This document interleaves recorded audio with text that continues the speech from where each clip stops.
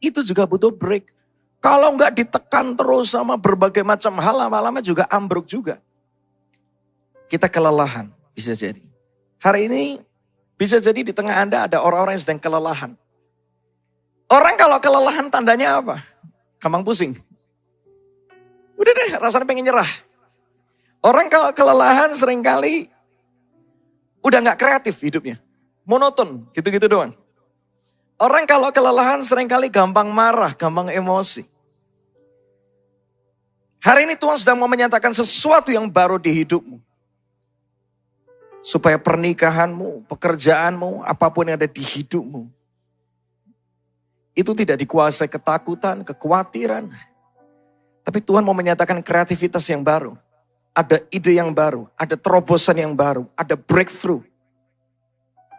Ada kenaikan di sana. Ada sesuatu yang mustahil justru Tuhan akan kerjakan. Pakai momentum itu kita belajar bersama-sama. Lukas 10, 38-42. Ketika Yesus dan murid-muridnya dalam sebuah perjalanan, tibalah ia di sebuah kampung, seorang perempuan bernama Marta menerima Yesus di rumahnya. Marta itu mempunyai seorang saudara yang bernama Maria.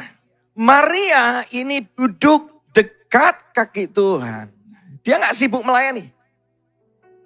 Maria ini orang yang tahu prioritas. Dia duduk dulu.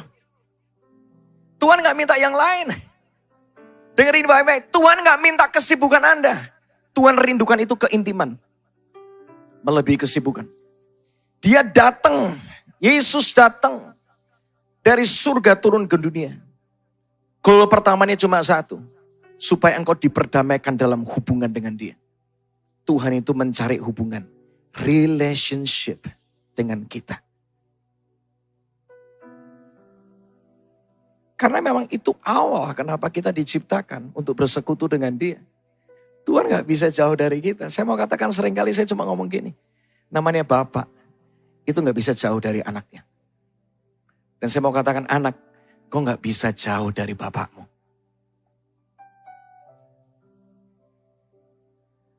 Maleaki di pasal yang terakhir dikatakan makanya hati bapak kembali ke hati anak. Hati anak, ayo kembali ke hatinya bapak. Amin. Lukas 10, 38 kita lanjutkan dikit. Maria ini duduk dekat kaki Tuhan dan terus mendengarkan perkataannya. Sedangkan Marta itu sibuk sekali melayani. Dia gak ngerti prioritas.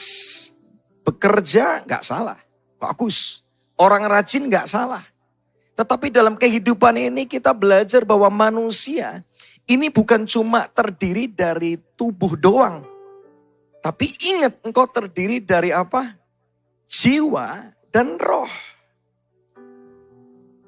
Manusia ini adalah makhluk roh yang memiliki akal pikiran, perasaan, kehendak. Tinggalnya di dalam tubuh. Tubuh ini sementara. Tapi roh itu kekal. Manusia itu kekal. Hidup kita gak cuma berhenti di muka bumi. Hidup kita diciptakan untuk ada di dalam kekekalan. Ketika saya baca kisah ini kita lanjutkan dikit. Marta di dalam kesibukannya. Dia mendekati Yesus dan berkata, Tuhan tidakkah engkau peduli? Bahwa saudaraku membiarkan aku melayani seorang diri, suruhlah dia bantu aku. Tuh. Orang kalau udah kesibukan gak ngerti prioritas, yang terjadi apa? Suka ngomel, suka nyalain Tuhan, suka nyalain orang lain. Ayat 41. Tetapi Tuhan menjawabnya, Marta, Marta, engkau khawatir dan menyusahkan dirimu dengan banyak perkara. Tetapi hanya satu saja yang perlu. Maria telah memilih bagian yang terbaik yang tidak akan diambil daripadanya. Apakah bagian yang terbaik? Adalah ketika duduk dekat kaki Tuhan dan terus mendengarkan perkataan. Banyak orang dalam hidup ini seringkali salah prioritas. Suatu kali saya ngobrol sama istri saya itu bikin kue. Saya tanya, yang kalau kamu bikin kue itu kalau kue dibolak-balik urutannya bikinnya kuenya bakal jadi apa enggak? Telur harusnya urutan pertama kamu buat jadi urutan terakhir.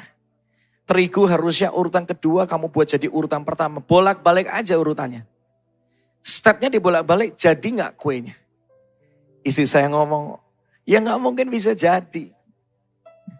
Kalaupun dipaksa jadi, akhirnya jadinya bantat, gak bisa mengembang. Karena bikin kue itu ada aturannya, ada urutannya. Hidup ini ada urutannya, ada aturannya. Di kitab Mazmur 127 ngomong kayak gini, kalau bukan Tuhan yang membangun hidupmu. Kalau bukan Tuhan yang mengawal hidupmu. Maka apapun yang kau lakukan dengan jerih payah itu bakal sia-sia.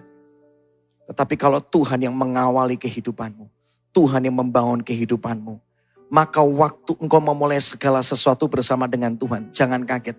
Waktu engkau enggak bekerja pun, engkau lagi rest, Alkitab mengatakan, Tuhan memberkati orang yang dicintainya pada waktu ia tidur. Ini loh yang bikin beda yang seringkali orang itu salah. Bukan kesibukanmu yang membuat engkau bisa ngalami namanya promosi, kepercayaan dari Tuhan, ketenangan. Enggak. Karena engkau memulai hidupmu dengan prioritas yang benar. Saya punya satu quote yang saya akan ulang terus. Dengar ini baik-baik. Kalau Tuhan itu jadi prioritas, maka hidupmu jadi berkualitas. Jangan dibolak-balik. Memang Tuhan harus ada di urutan yang pertama. Kalau Tuhan jadi yang pertama, maka apapun yang kau rindukan di dalam hidupmu sesuai dengan kehendaknya Tuhan. Bahkan seringkali Tuhan melakukan lebih dari apa yang kita bisa doakan atau pikirkan. Itu bisa Tuhan nyatakan. Saya ngalami dalam hidup saya. Saya cuma requestnya Tuhan 1000 aja cukup. Tuhan itu paling jago untuk melipat kali gandakan.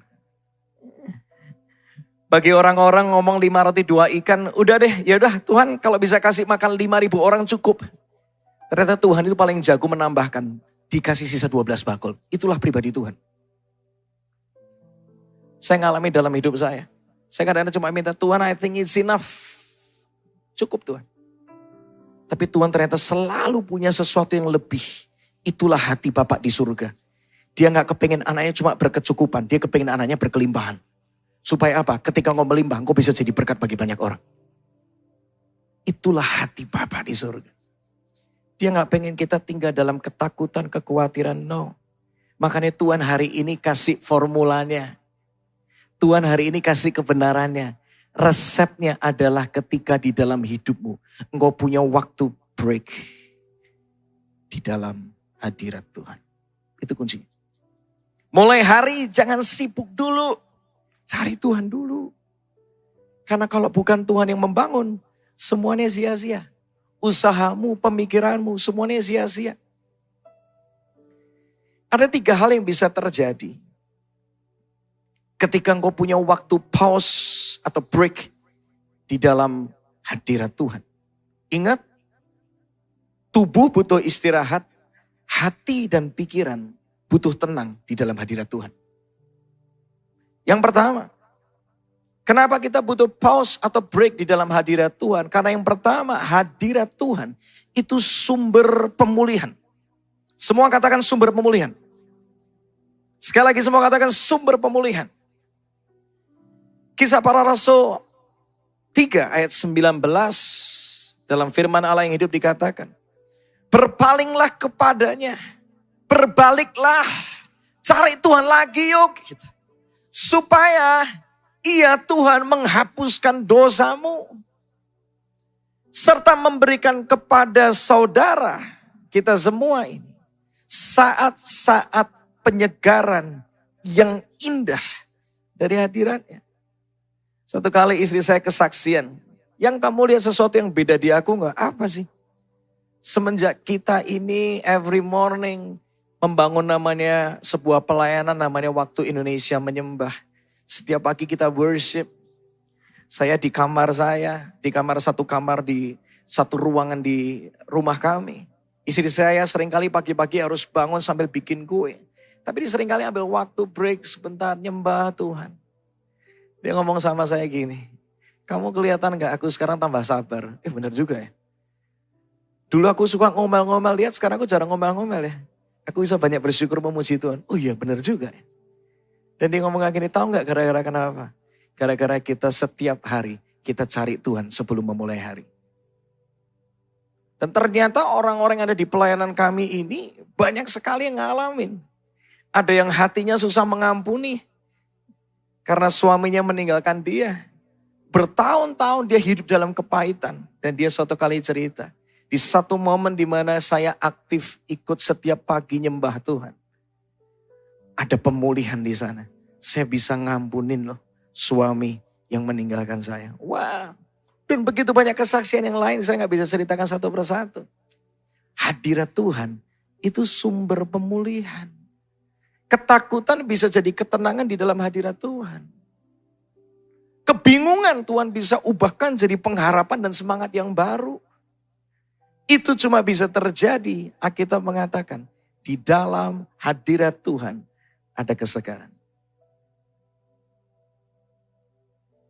Saya mengajak Anda semua, ayo bareng-bareng. Jangan sampai undangan itu sudah ada, tetapi kita gak pernah meresponinya. Firman Tuhan mengatakan, datanglah kepadaku semua yang berletih, lesu dan beban berat.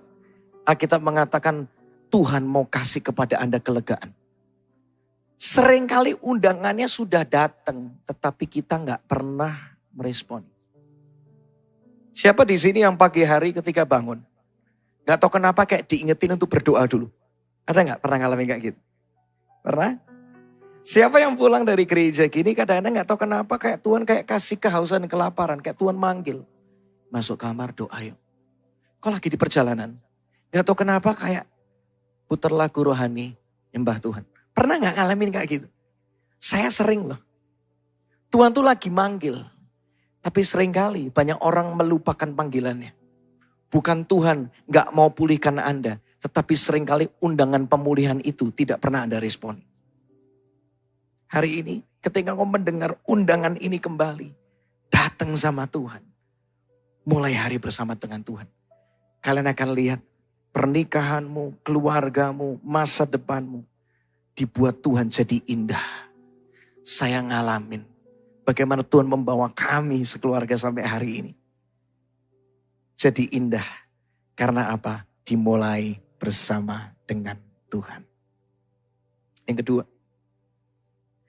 Kenapa kita perlu break di dalam hadirat Tuhan? Karena hadirat Tuhan itu sumber pewahyuan. Sumber tuntunan Tuhan. Bimbingan Tuhan. Isi hati Tuhan. Jawaban yang Tuhan mau nyatakan buat hidupmu dan hidupku. Itu ada di dalam sebuah tempat namanya hadirat Tuhan. Kisah para Keluaran 25, Keluaran 25 ayat 22 mengatakan, dan di sanalah, di tempat yang maha kudus itulah, di hadirat Tuhanlah, aku akan bertemu dengan engkau.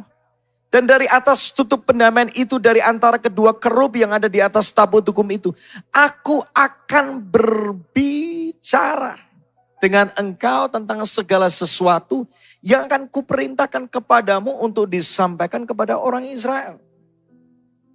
Banyak orang seringkali mencari namanya hikmat dari surga. Tapi tahu gak seringkali banyak orang Kristen, orang yang sudah kenal Tuhan. Dikasih akses untuk ngalami hikmat Tuhan yang dicari banyak orang yang tidak mengenal Tuhan. Tapi seringkali dilewatkan gitu aja. Tuhan tuh mau berbicara buat masa depanmu. Tuhan itu mau berbicara tentang keputusan yang harus engkau ambil. Tuhan itu mau bicara tentang dengan siapa engkau harusnya akan terkoneksi dan bisa kerjasama. Tuhan itu mau berbicara tentang solusi yang terbaik yang kau butuhkan buat hidupmu, buat keluargamu, buat pernikahanmu. Tuhan itu seringkali mau ngomong betapa dia mengasihimu. Dan dia gak pernah tinggalin kamu. Tapi seringkali kita yang gak punya waktu. Bukan Tuhan gak bicara, kita yang gak mau denger. Suatu kali saya lagi pasang headphone. Lagi asik denger musik. Istri saya tuh ngomong kenceng ternyata. Sampai akhirnya dia tuh kesel gitu kan. Dia deketi saya. Copotin dulu headphonemu, aku tuh mau ngomong sama kamu. Bukan istri saya nggak bicara sama saya. Tapi karena saya lagi asik denger yang saya mau denger aja. Saya makanya nggak bisa denger istri saya ngomong apa. Dan akhirnya saya taruh itu headphone. Sekarang kamu ngomong baru aku bisa denger. Seringkali bukan Tuhan nggak mau bicara. Tapi seringkali kita lebih senang denger perkataan dunia. Perkataan koneksi kita. Perkataan orang-orang sekeliling kita. Daripada kita dengar hati Tuhan bagi kita. Padahal cuma Tuhan yang tahu yang terbaik buat hidup kita.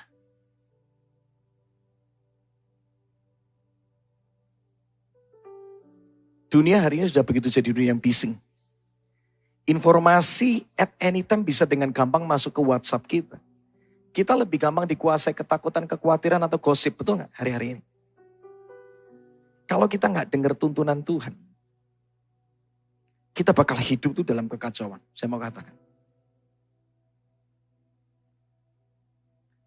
Hari ini, hikmat Tuhan, peringatan Tuhan, ide-ide yang segar, terobosan itu Tuhan mau nyatakan di hidupmu.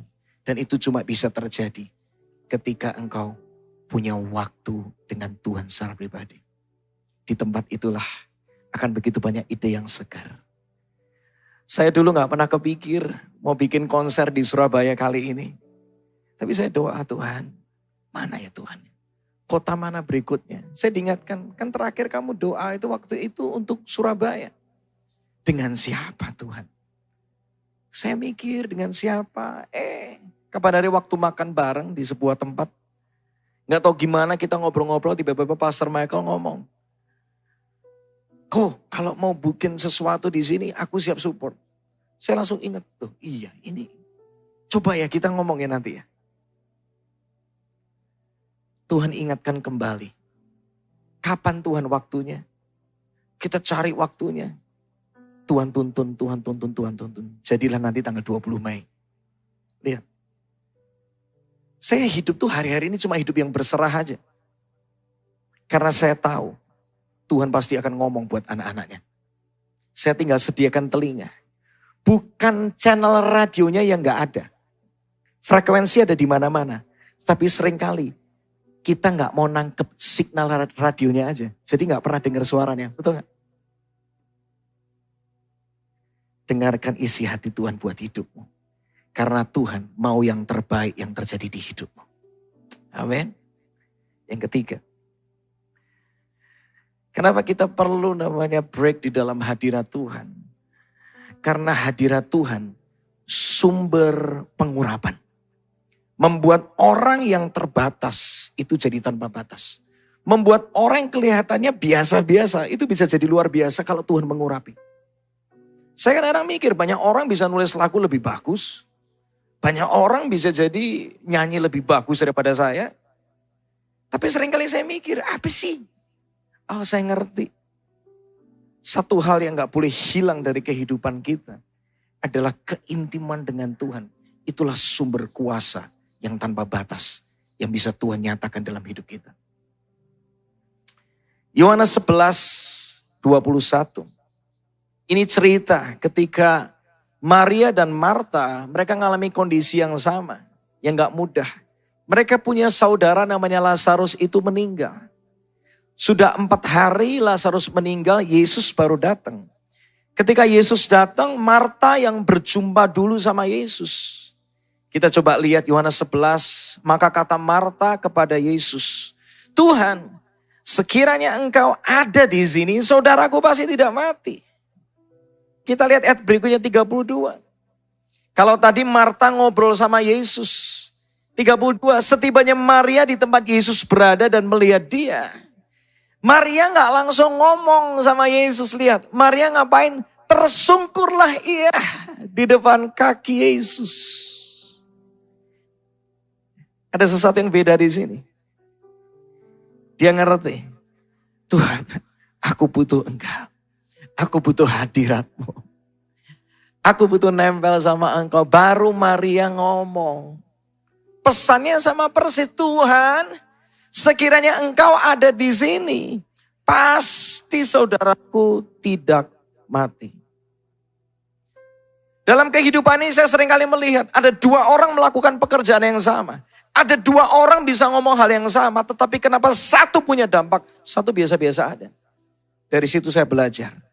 Dua orang ini tergantung pengurapan Tuhan ada nggak dalam hidupnya.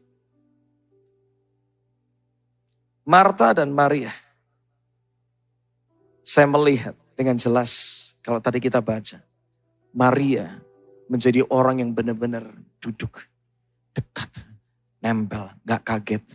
Di dalam hadirat Tuhan, pengurapan itu ada. Kita coba lihat ayat berikutnya, apa yang terjadi setelah itu.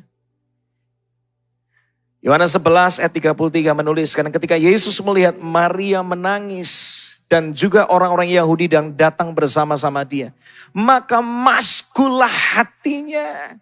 Maka hancurlah hatinya. Karena dia melihat orang yang begitu dekat dengan dia. Yang suka duduk dekat dengan dia. Itu mengalami sebuah kesedihan yang begitu mendalam. Alkitab mengatakan Yesus sangat terharu.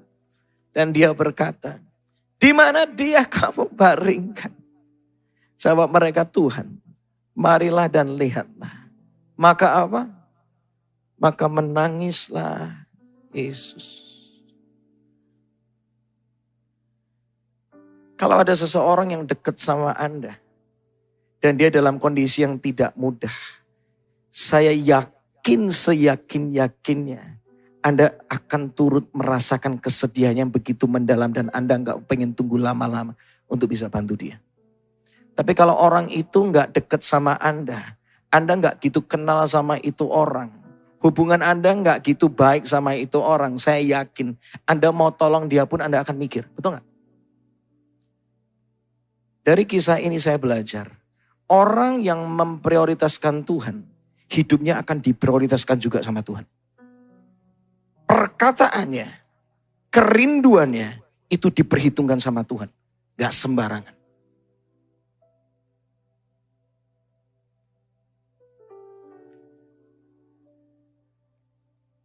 Singkat cerita, Lazarus dibangkitkan. Melalui siapa? Gara-gara Maria ngomong sama Tuhan. Perkataannya sama, tapi kuasanya berbeda. Hari ini kalau engkau pengen lihat hidupmu, ketika engkau udah mengerjakan yang terbaik dari hidupmu, apapun itu, dalam keluarga, pernikahan, pekerjaan, apapun itu. Saya mau katakan, engkau butuh pengurapan Tuhan. Karena pengurapan Tuhanlah yang membuat engkau bisa mengalami kemenangan yang besar dalam hidupmu. Tanpa itu kita nggak sanggup. Bagaimana kita bisa pause dalam hadirat Tuhan? Saya akan selesai di sini. Yang pertama, kita butuh disadarkan. Hari ini sadarlah bahwa engkau terbatas tanpa Tuhan. Hati dan pikiranmu itu terbatas. Kita bisa salah ngomong. Kita bisa salah merencanakan. Kalau bukan karena Tuhan menuntun, kita gak bakal bisa. Tapi kalau Tuhan menuntun, semuanya jadi indah. Sadari. Bagaimana kita bisa pause dalam hadirat Tuhan? Punyailah kedisiplinan waktu. Saya seringkali bercanda sama orang gini. Kenapa kalau misalnya kamu naik pesawat, pesawatnya misalnya jam 6 pagi, kamu kok bisa bangun tuh jam 2:30, 3:30, kenapa? Karena kamu sadar, kalau kamu gak disiplin bangun jam sekian, kamu bakal ketinggalan pesawat. Artinya bagi Anda pesawat itu penting, betul gak? Kenapa orang gak bangun di pagi hari untuk cari Tuhan? Maaf, karena mungkin Anda merasa Tuhan gak penting. Orang yang merasa bahwa Tuhan itu penting segala-galanya dalam hidupnya, saya jamin pasti, engkau akan pasang alarm dan engkau akan bangun pagi untuk cari Tuhan. Dan baru engkau bisa berkata, Tuhan engkaulah segala-galanya di hidupku. Tanpa Tuhan aku gak sanggup. Dengar ini, perkataannya tidak keras. Tapi saya berdoa ini menyembuhkan kita.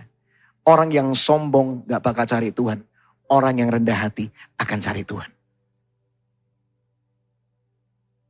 Karena orang sombong merasa, aku gak perlu cari Tuhan pagi hari. Tuh lihat usahaku juga gak apa-apa, aman, diberkati semuanya. Kita gak pernah tahu. Tuhan tuh selalu punya lebih daripada apapun yang kau bisa pikirkan maupun doakan. Tapi kalau orang rendah hati, dia sadar kalau bukan karena Tuhan, semuanya sia-sia.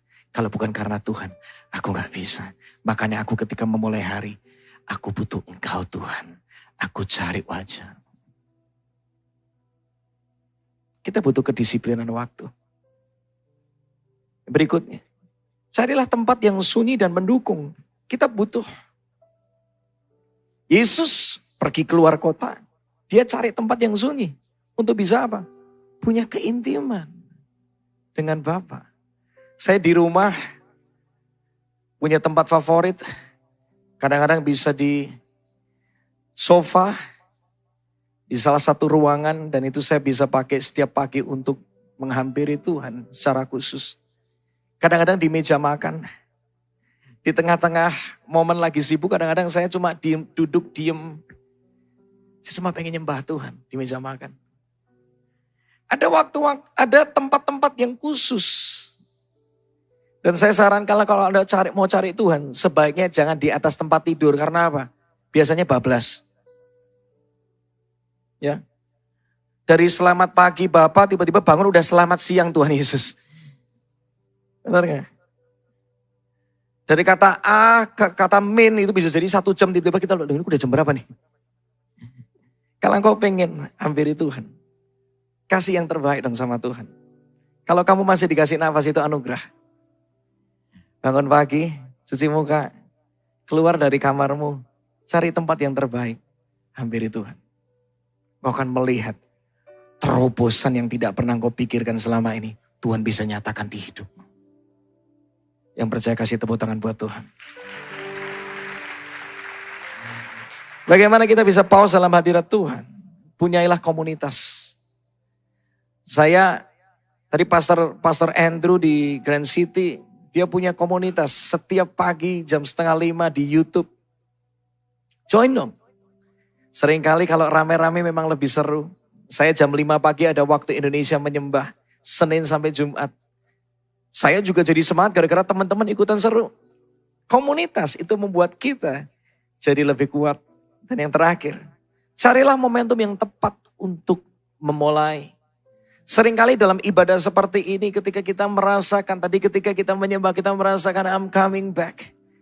To the heart of worship. Kita merasakan aduh hadirat Tuhan itu indah. Itu momentum yang terbaik. 20 Mei nanti momentum yang tepat juga. Ayo kita mau bersama-sama. Biar Tuhan kenal kita sebagai seorang penyembah. Karena untuk itulah kita diciptakan. Mari kita bangkit berdiri bersama-sama. Yes. When the music fades and all is stripped away and I simply come.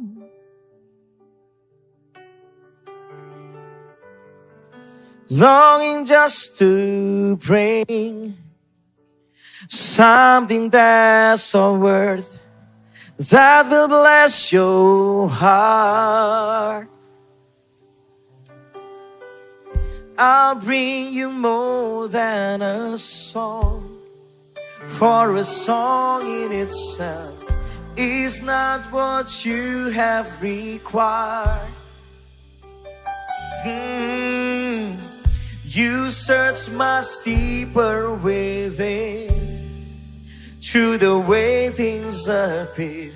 You're looking into my heart. I'm coming back to the heart of worship, and it's all about you. It's all about you, Jesus. I'm sorry, Lord, for the things I've made. And it's all about you. It's all about you, Jesus. Kita menceritakan ada 2 orang. Satu namanya Abinadab. Orang kedua namanya Obed Edom. Tabut perjanjian itu sama-sama pernah mampir di rumah mereka. Tabut perjanjian itu bicara tentang hadirat Tuhan. Sama-sama pernah ada di rumah mereka. Abinadab 20 tahun itu tabut perjanjian. Itu ada di rumah. Tapi yang terjadi apa? Hidupnya gak pernah ngalamin apa. Bahkan sampai anaknya mati. Gara-gara dia menyentuh tabut itu. Wah, tragis banget. Tapi di rumah yang berbeda, yaitu rumah Obed-Edom, terjadi perbedaan yang drastis. Tabut itu cuma mampir 3 bulan doang.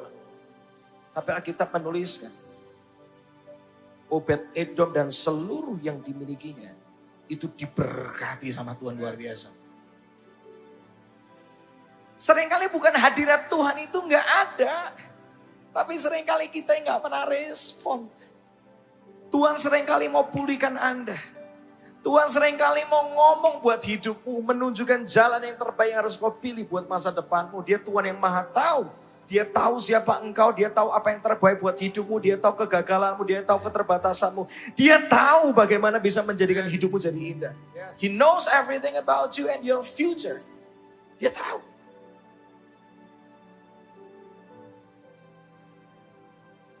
Seringkali bukan pewahyuan Tuhan gak ada, tetapi karena Tuhan udah mau ngomong, kita gak pernah respon. Seringkali bukan pengurapan Tuhan gak ada. Tapi karena kita ketika diundang, pengurapan Tuhan ada di dalam hadiratnya, kita gak pernah respon. Hari ini ayo responi. Biar rumahmu menjadi altar bagi Tuhan. Suatu kali saya pernah bikin sebuah konten namanya penyembah rumahan. Karena memang penyembah yang asli itu harusnya memang lahirnya dari rumah, bukan dari panggung. Lahirnya dari kamar, di tempat yang orang gak lihat seringkali. Justru di tempat itulah keintiman terjadi. Hari ini saya mau mengajak Anda semua. Dengar hati Tuhan hari ini. Yesus sendiri dia berdoa. Daud itu sendiri dia menunggu-nunggu bawa persembahannya dia di waktu pagi. Karena dia sadar, kalau bukan karena Tuhan, aku gak bisa. Sore hari ini ketika kau dengar firman Tuhan, bangun mesbah di rumahmu. Kita gak cukup ngalamin Tuhan seminggu sekali. Tuhan mau untuk nyatakan sesuatu yang indah buat hidupmu setiap hari, setiap waktu. Di setiap hembusan nafasmu, dia mau menyatakan sesuatu yang baru buat hidupmu. Amin. Kasih tepuk tangan buat Tuhan.